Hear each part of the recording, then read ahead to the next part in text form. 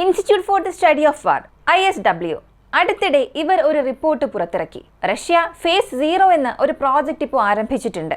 അതെന്താണെന്ന് ചോദിച്ചാൽ സൈക്കോളജിക്കൽ വാർഫെയറിന്റെ ഒരു ഓപ്ഷനാണ്. എന്ന് വേണമെങ്കിലും നാറ്റോയുമായി പ്രശ്നം വരും. നാറ്റോ വേഴ്സസ് റഷ്യ എന്ന യുദ്ധത്തിന്റെ സ്റ്റാർട്ടിംഗ് സ്റ്റേജായി ഈ ഫേസ് 0 മാറിയെന്ന് പറഞ്ഞുകൊണ്ട് യൂറോപ്പിൽ സംഭവിക്കുന്ന ചില ഇൻസിഡൻസിനെ എല്ലാം റഷ്യയുമായി ചേർത്ത് സംസാരിക്കാൻ തുടങ്ങിയിട്ടുണ്ട്.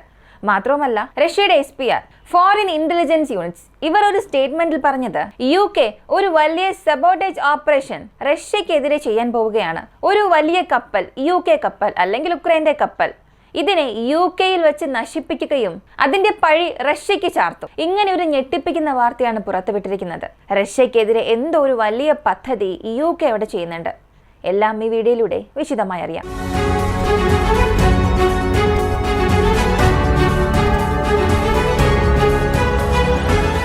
റഷ്യയുടെ ഫോറിൻ ഇന്റലിജൻസ് യൂണിറ്റ്സ് SVR ഇവർ ഒക്ടോബർ മാസം 6, 7, 8 തീയതികളിൽ റഷ്യക്ക് വളരെ പ്രധാനപ്പെട്ട ഒരു പ്രഖ്യാപനം നൽകി.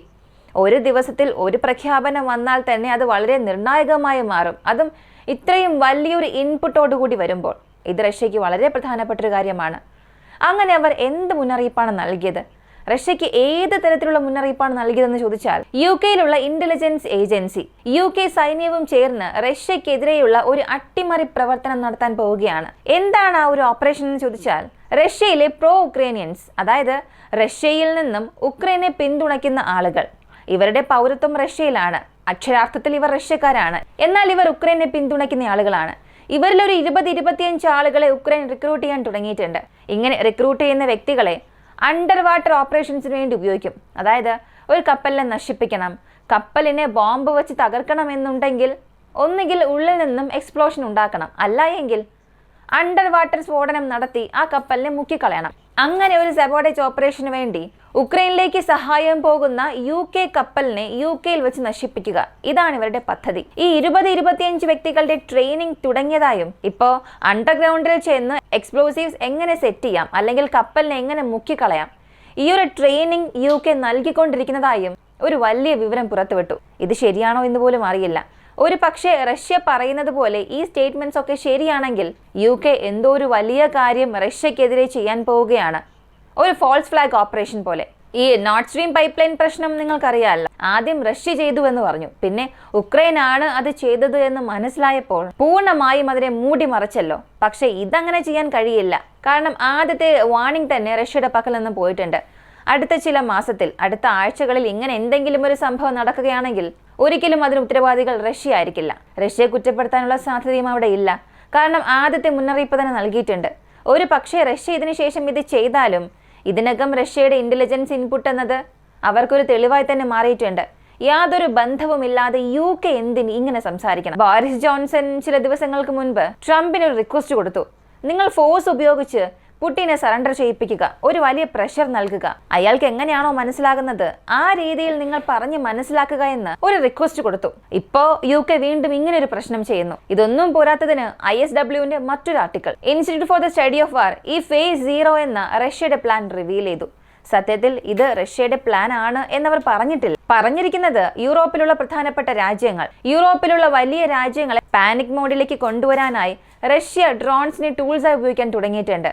അടുത്തിടെ യൂറോപ്യൻ യൂണിയനിലെ ഒരുപാട് രാജ്യങ്ങളിൽ ഡ്രോൺ സൈറ്റിംഗ് ഉണ്ടായിരുന്നു. ജർമ്മനി 2 ദിവസമാണ് അവരുടെ എയർപോർട്ട് ക്ലോസ് ചെയ്തിരുന്നത്, അൺഐഡന്റിഫൈഡ് ഡ്രോൺസ് അകത്തേക്ക് പറക്കുന്നുവെന്ന കാരണത്താൽ. ഈ സമയങ്ങളിൽ ഇവരെല്ലാവരും വിരൽ ചൂണ്ടുന്നത് റഷ്യയാണ് ഇതെല്ലാം ചെയ്യുന്നത്. റഷ്യയാണ് ഈ ഡ്രോണുകളെല്ലാം യൂറോപ്പിലേക്ക് അയക്കുന്നത്. ഇതാണ് ഇവരുടെ എല്ലാം വാദം. പക്ഷേ ഈ ഡ്രോണുകളെല്ലാം എവിടെ നിന്നാണ് വികസിക്കാൻ തുടങ്ങിയത്, ഇവയുടെ എല്ലാം പറക്കൽ ആരംഭിച്ചത് എവിടെ നിന്നാണെന്ന് ഇപ്പോഴും ഇവർക്കൊന്നും കണ്ടെത്താൻ സാധിച്ചിട്ടില്ല. റഷ്യൻ അതിർത്തിക്കും ജർമ്മൻ അതിർത്തിക്കും 1000 കിലോമീറ്റർ അകലമുണ്ട്. എന്നിരുന്നാലും റഷ്യയാണ് ഇതിന് പുറകിലെന്നവർ പറയുന്നു. പക്ഷെ സത്യത്തിൽ റഷ്യയിൽ നിന്നും ലോഞ്ച് ചെയ്യേണ്ട ആവശ്യമേ ഇല്ല. തൊട്ടടുത്തുള്ള ഏതെങ്കിലും കൊമേഴ്ഷ്യൽ ഷിപ്പിൽ നിന്നും അകത്ത് ഡ്രോൺ ലോഞ്ച് ചെയ്യാൻ കഴിയും. ഇവരിതിനെ കുറിച്ച് പറയുന്നത് ഇവരുടെ സെക്യൂരിറ്റിയെ ടെസ്റ്റ് ചെയ്യാൻ വേണ്ടിയാണ് റഷ്യ ഇങ്ങനെ ചെയ്യുന്നത് എന്ന്. പക്ഷെ എനിക്കറിയാവുന്നിടത്തോളം റഷ്യ ഇത്തരമൊരു റിസ്ക് ഇപ്പോൾ എടുക്കാനുള്ള സാധ്യതയില്ല. എന്നായാലും നാറ്റോ വേഴ്സസ് റഷ്യ എന്നൊരു പ്രശ്നം വരും, അതിൽ യാതൊരു മാറ്റമില്ല.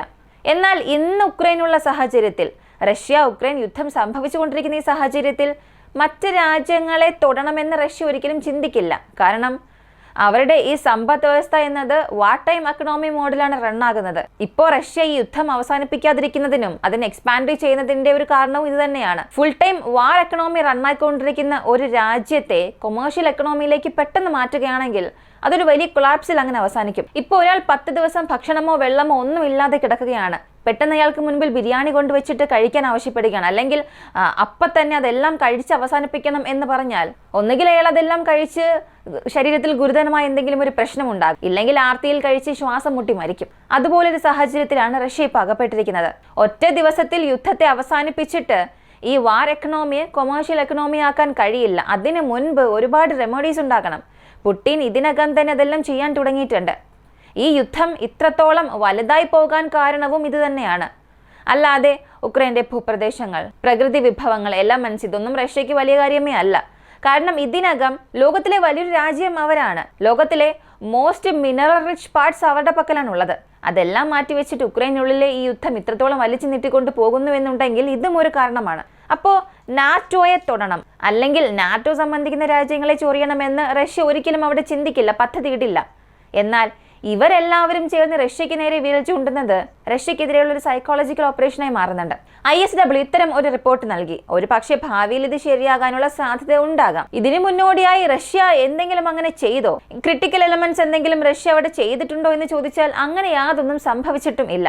കലിനിൻഗ്രാഡ് റീജിയണിൽ ഇടയ്ക്കിടെ GPS ബ്ലാക്ക് ഔട്ട് ആകുന്നു. അതിനും കാരണം റഷ്യയാണെന്ന് പറയുന്നു. ശരിക്കും അതിന് കാരണം റഷ്യ തന്നെയാണ്. പക്ഷെ അതിനും അപ്പുറം മറ്റെന്തെങ്കിലും അവർ ചെയ്തിട്ടുണ്ടോ? അവരുടെ ഈ മിലിറ്ററി സെറ്റപ്പ് ബാൾട്ടിക് കടലിലോ യൂറോപ്യൻ യൂണിയനിലെ ന്യൂട്രൽ വാട്ടേഴ്സിൽ എന്തെങ്കിലും സംഭവിച്ചിട്ടുണ്ടോ എന്ന് ചോദിച്ചാൽ ഇല്ല. എസ്റ്റോണിയ എയർ സ്പേസ് വയലേഷൻ സംഭവിച്ചല്ലോ. അതിനുശേഷം റഷ്യയുടെ പ്രധാനപ്പെട്ട മിലിറ്ററി മൂവ്മെന്റ്സ് ഒന്നും ഈ ബാൾട്ടിക് രാജ്യങ്ങളുടെ ഭാഗത്തോ മറ്റ് രാജ്യങ്ങളുടെ ഭാഗത്തോ സംഭവിച്ചിട്ടില്ല. അപ്പോൾ പിന്നെ എല്ലാ കാര്യങ്ങൾക്കും റഷ്യയെ കുറ്റപ്പെടുത്തുക എന്നത് എനിക്കറിയാവുന്നിടത്തോളം ഒരു സൈക്കോളജിക്കൽ ഓപ്പറേഷനാണ്. ISW റിപ്പോർട്ട് മിക്കവാറും ആധികാരികമാണ്. എന്നാൽ ഇവർ പറഞ്ഞിട്ടുള്ള ഈ ഒരു കാര്യം ഇന്നീ നടക്കുന്ന സംഭവങ്ങളുമായും പൊരുത്തപ്പെടുന്നേയില്ല. ഇന്ന് റഷ്യ ഉക്രൈനിൽ ഏതാണ്ട് ഒരു സ്ഥലത്ത് വന്നു നിന്ന് സ്ട്രഗിൾ ചെയ്യുകയാണ്. അവിടെ മാൻ പവർ ഷോർട്ടേജ് ഉണ്ട്. ഉക്രൈനിൽ അവർ ഒരുപാട് ഡ്രെയിൻ ആവുകയാണ്. ഈ പ്രശ്നങ്ങളെല്ലാം ഉള്ളപ്പോൾ ഈ ഫേസ് 0 എന്നൊരാവശ്യമേ അവർക്കില്ല. ഒരു പക്ഷേ സൈക്കോളജിക്കൽ വാർഫെയർ ഒരു ഭാഗത്തൂടെ നടക്കുന്നുണ്ടെങ്കിലും റഷ്യ ഇതിൽ നിന്നെല്ലാം കരകയറി വരികയാണെങ്കിൽ മാത്രമേ ഇതിനെക്കുറിച്ചൊക്കെ ചിന്തിക്കാൻ കഴിയും. പിന്നെയും എന്തുകൊണ്ട് ഇങ്ങനെയുള്ള റിപ്പോർട്ട്സ് വരുന്നു?